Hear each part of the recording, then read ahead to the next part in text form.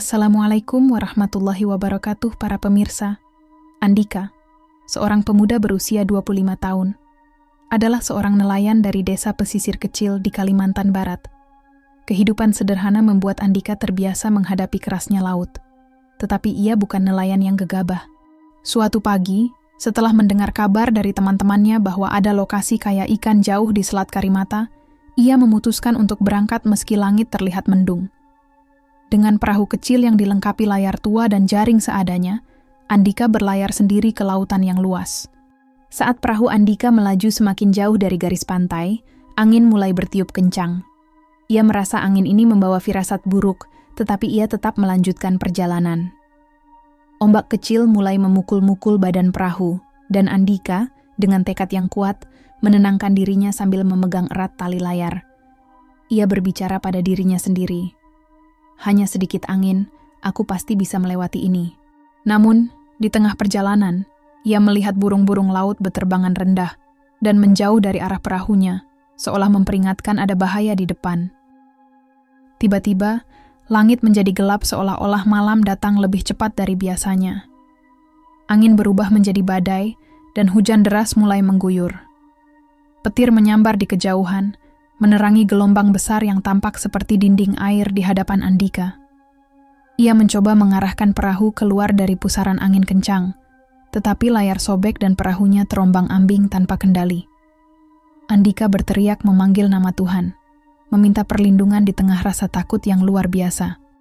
Perahu Andika akhirnya terbalik ketika dihantam oleh gelombang besar. Ia jatuh ke dalam air yang dingin dan bergelombang.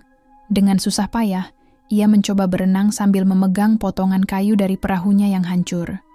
Air asin masuk ke mulut dan hidungnya, membuatnya hampir tenggelam. Di tengah keputusasaan, ia melihat sekelebat bayangan gelap di bawah air, sesuatu yang terasa lebih besar dari ikan biasa. Ketakutan dan kelelahan membuatnya perlahan kehilangan kesadaran. Ketika Andika membuka matanya, ia mendapati dirinya terbaring di pantai berpasir putih. Matahari pagi yang cerah menyilaukan matanya, dan suara ombak terdengar tenang di latar belakang. Tubuhnya terasa lemas, tetapi ia bersyukur masih hidup. Saat memandang ke sekeliling, ia melihat hutan lebat yang tampak tidak biasa. Pohon-pohon besar dengan akar yang mencuat dari tanah menciptakan pemandangan yang misterius. Di kejauhan, terdengar suara-suara aneh yang tidak ia kenali. Setelah mengumpulkan tenaga, Andika memutuskan untuk menjelajahi hutan yang terlihat sangat lebat. Ia berjalan perlahan, memperhatikan setiap detil di sekitarnya.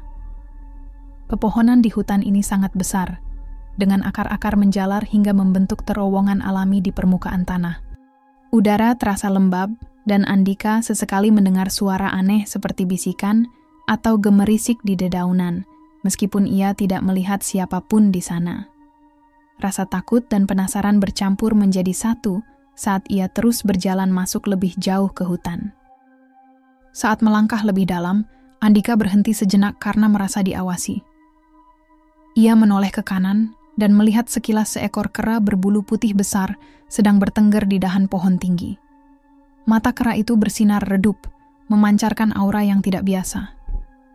Andika terpaku, tidak bisa bergerak, dan hanya bisa menatap makhluk itu dengan rasa takjub.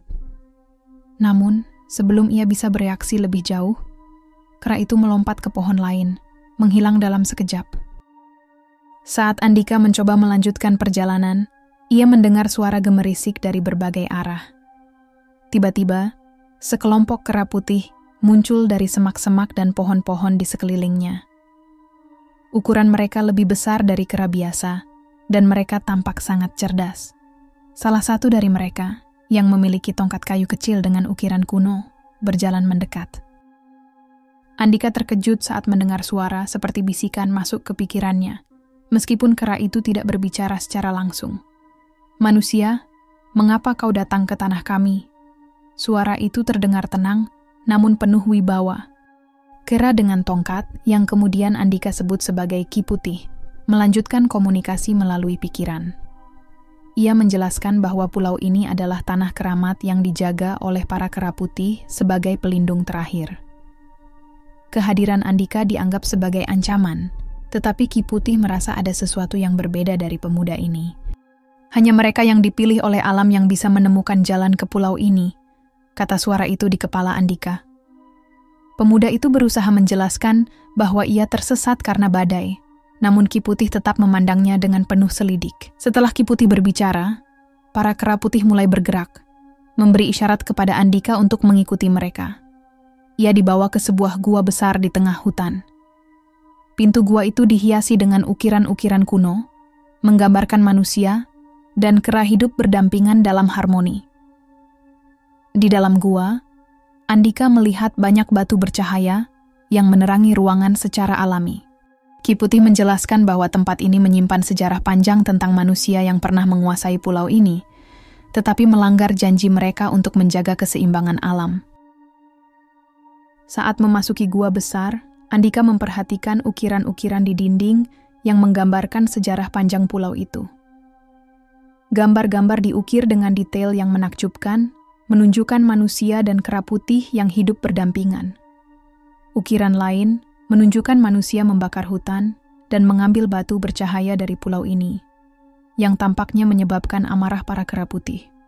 Ki Putih mendekat dan berkata melalui pikirannya, manusia dulu adalah penjaga tanah ini, tetapi keserakahan mereka menghancurkan segalanya.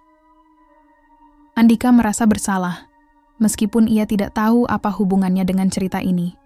Di tengah gua, Andika melihat sebuah altar batu sederhana. Di atasnya terdapat beberapa batu bercahaya yang memancarkan warna biru dan hijau lembut. Batu-batu itu tampak hidup, seolah berdenyut seperti jantung. Ki Putih menjelaskan bahwa batu-batu ini adalah inti dari keseimbangan pulau. Manusia mengambil terlalu banyak dari ini, membuat pulau kehilangan jiwa alamnya, kata Ki Putih. Andika ingin menyentuh batu itu, tetapi Ki Putih memperingatkannya untuk berhati-hati karena batu tersebut sangat sakral. Ki Putih melanjutkan ceritanya, menunjukkan gambar lain di dinding gua. Ia menjelaskan bagaimana manusia dulu diizinkan tinggal di pulau ini selama mereka menjaga keseimbangan.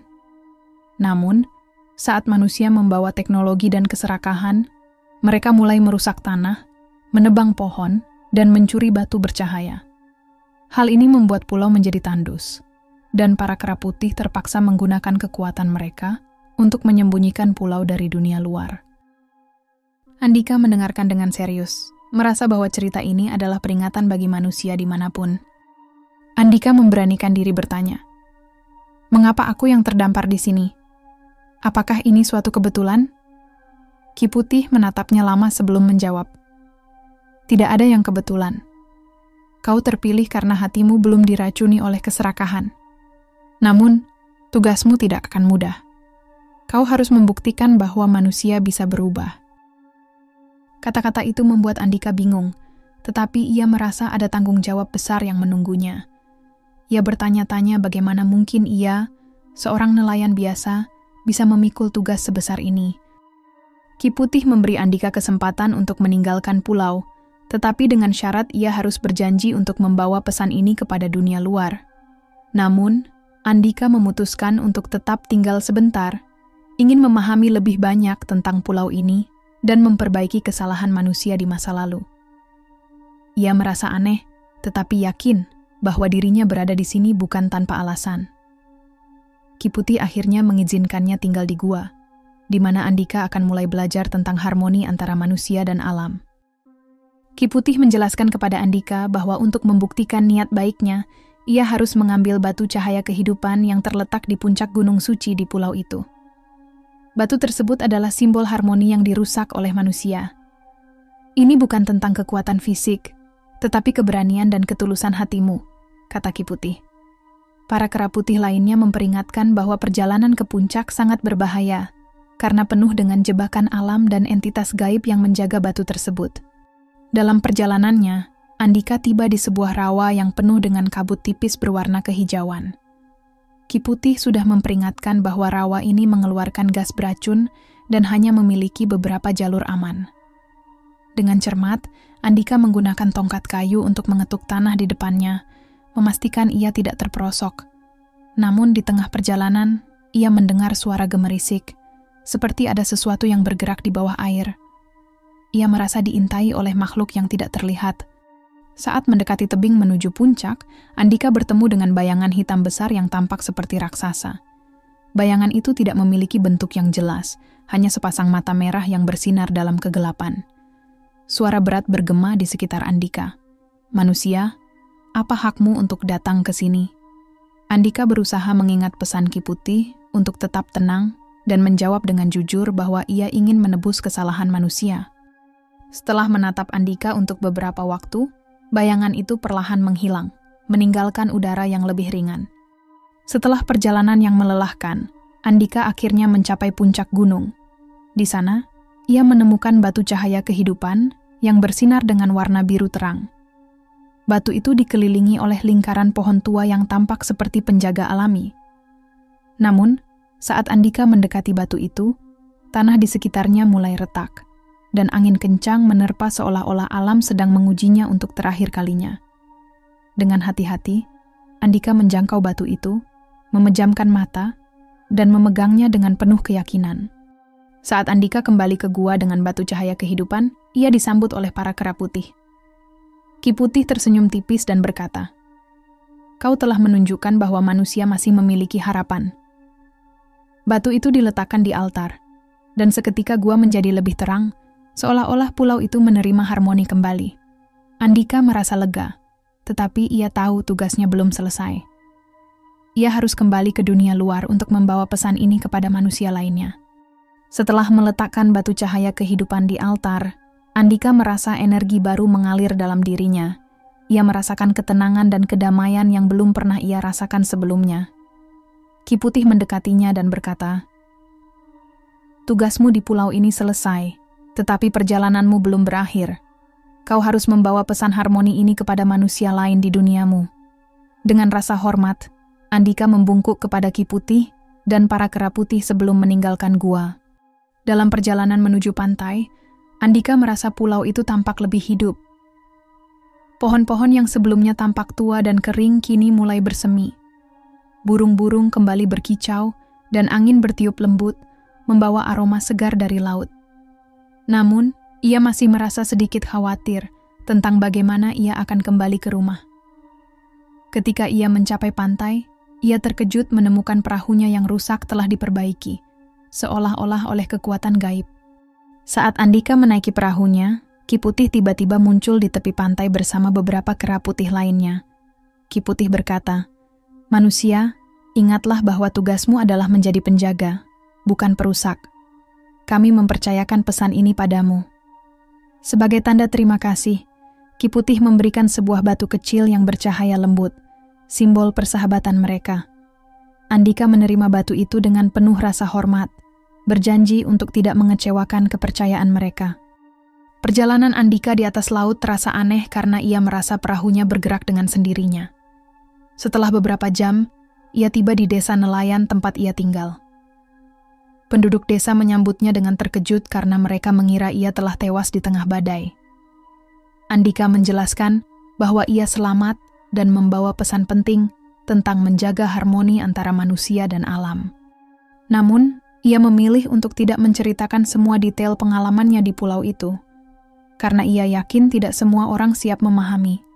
Andika mulai menjalankan tugasnya dengan berbicara kepada para nelayan, mengajarkan cara-cara menangkap ikan tanpa merusak ekosistem laut.